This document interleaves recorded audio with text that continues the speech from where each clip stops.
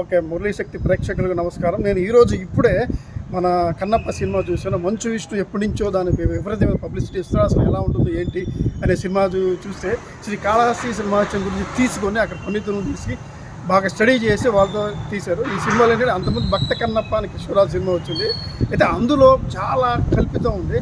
ఆ కల్పితంలో మన రావు గోపాలరావు వీళ్ళందరూ ఉన్నారు, కానీ అది పెద్దగా అనిపించలేదు. కానీ ఇక్కడ ఒరిజినల్ కథ ఇప్పుడు జనరేషన్కి తీసే విధంగా నేను తీశానని చెప్పాడు విష్ణు. ఆ విష్ణు గారు ఎలా తీశారు ఏంటి అనేది అందులో రకరకాల పాత్రలు రావడం, ఒక తిన్నడు కథ, శివభక్తుడు కథ, అర్జునుడు పూర్వాంశంలో ఉన్న కృష్ణుడు అర్జునుడు వంశం కథ. దీని తనదైన శైలిలో ఎక్కడ బోరు కొట్టకుండా తీశాడు. ఫస్ట్ హాఫ్ అంతా ఏంటో అనిపిస్తుంది, కానీ మోహన్ లాల్ వీళ్ళందరూ యాడ్ అయిన తర్వాత అసలు ప్రభాస్ ముందు మోహన్ బాబు గారి క్యారెక్టర్ అసలు హైలైట్ ఈ సినిమాలోకి. మోహన్ బాబు గారి క్యారెక్టర్ అసలు శివలింగం అనేది వాయులింగం ఎలా ఉంటుంది, ఎలా పుట్టుతుంది, దాని అసలు భక్తుడు ఎవరు అనే విషయంలో అద్భుతంగా సెకండ్ హాఫ్లో పోయింది. దీనికి అసలు ప్రాణం పోసింది ఒక రకంగా చెప్పాలంటే ప్రభాస్ క్యారెక్టర్. ప్రభాస్ వృద్ధుడు అవతారంలో శివుడు పంపించిన వృద్ధుడిగా వచ్చేసి ముగ్గురికి జ్ఞానోదయం కలిగించాల.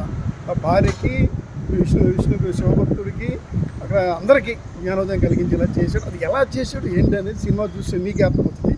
ఎందుకంటే కన్నప్ప అనేది అందరూ తెలిసిందే, దాన్ని ఏ విధంగా చేశాడు ఇప్పుడు జనరేషన్కి కొన్ని గ్రాఫిక్స్, CGS గ్రాఫిక్స్ చేసి ఒక అద్భుతంగా తీసాడని చెప్పొచ్చు. ఏదైనా చిన్న చిన్న లోపాలంటే పురాణంలో చాలా ఉన్నాయి. ఈ శివపురాణంలో ఒక రకంగా ఉంది, కాళహస్తి మధ్యలో ఒక రకంగా ఉంటాయి. ఇలాగా శివపురాణంలో శివభక్తుడిగా ఉన్నప్పుడు అందరూ ఇతను గేలి చేస్తారు. అక్కడ ఋషులు వచ్చి సపోర్ట్ చేస్తుంటుంటే ఇతను భూకంపం వస్తుంది. అదొక అద్భుతమైన ఇది అనమాట. అంటే ఏం టచ్ చేయకుండా చక్కగా తను అనుకునేది కాళహస్తి మహోత్సవంలో తీసాడు. అది చక్కగా అందరూ చూడదగ్గ సినిమా. ఇందులో ప్రతి హిందువు మెచ్చుకోదగ్గది. ఇందులో కాంట్రవర్సీ ఏమి లేదు. ఈ మధ్య అది వచ్చింది ఇది వచ్చింది బ్రాహ్మణ ఇజాన్ మీద అన్నారు, అసలు ఏమీ లేదు. ఏది ఏమైనా ఒక మంచి సినిమా తీసాడని మనం చెప్పవచ్చు.